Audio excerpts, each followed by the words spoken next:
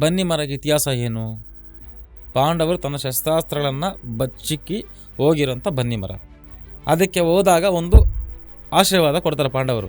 ಇಲ್ಲಿ ವಸ್ತುಗಳು ಏನೇ ಬಚ್ಚಿಕ್ಕಿದ್ರು, ಅಂದರೆ ಏನೇ ಮೀನ್ಸ್ ಕೆಲವೊಂದು ಮನುಷ್ಯನ ಆಸಕ್ತಿ ಉಳ್ಳ ವಸ್ತುಗಳು ಬಚ್ಚಿಕ್ಕಿದಾಗ ನಿನ್ನ ಆಸೆಗಳೆಲ್ಲ ಈ ಮರ ಪೂರೈಸಲಿ ಅಂತ ಒಂದು ಆಶೀರ್ವಾದವನ್ನು ಮಾಡ್ತಾರೆ.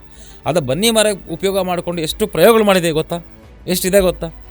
ಅದೇ ಒಂದು 60ರಿಂದ 70 ಇದೆ. ಬನ್ನಿ ಮರಕ್ಕೆ ಒಂದು ನೀವು ವೇಸ್ಟು ಅಂತ ಬಿಸಾಡ್ದ ಒಂದು ವಸ್ತುಗೆ ಬನ್ನಿ ಮರ ಯಾರು ಯೂಸ್ ಮಾಡ್ತಾರೆ? ಏನಕ್ಕೆ ಯೂಸ್ ಆಗತ್ತೆ? ವೇಸ್ಟ್ ಅಂತ ಯೂಸ್ ಯಾವ್ದು ನೀವು ಪಕ್ಕಕ್ಕೆ ಬಿಸಾಕಿರ್ತೀರೋ ಅದು ಎಷ್ಟು ಯೂಸ್ ಬರುತ್ತೆ ಅಂದರೆ ಒಂದು ಬನ್ನಿ ಮರ ಸಾಕ್ಷಿ. ವರ್ಷದಲ್ಲಿ ನವರಾತ್ರಿ ಲಾಸ್ಟ್ ದಿನ ಮಾತ್ರ ನೀವು ಬನ್ನಿ ಮರ ತೊಗೊಂಬರ್ತೀರಾ, ಬಿಲ್ಲು ಬಣ ಹಾಕ್ತೀರಾ, ಸರೋಗತ್ತೆ. ಏನಕ್ಕೆ? ಅದೊಂದು ಚರಿತ್ರೆ ಇದೆ. ಸೊ ಬನ್ನಿ ಮರ ಅನ್ನಕ್ಕಂಥದ್ದು ವಶೀಕರಣಕ್ಕೆ ಆಗಲಿ, ಉದ್ಯೋಗ ವಶೀಕರಣಕ್ಕೆ ಆಗಲಿ, ಆತ್ಮ ವಶೀಕರಣಕ್ಕಾಗಲಿ ಬೇಕಾಗಿರೋ ವಸ್ತು ಅದು.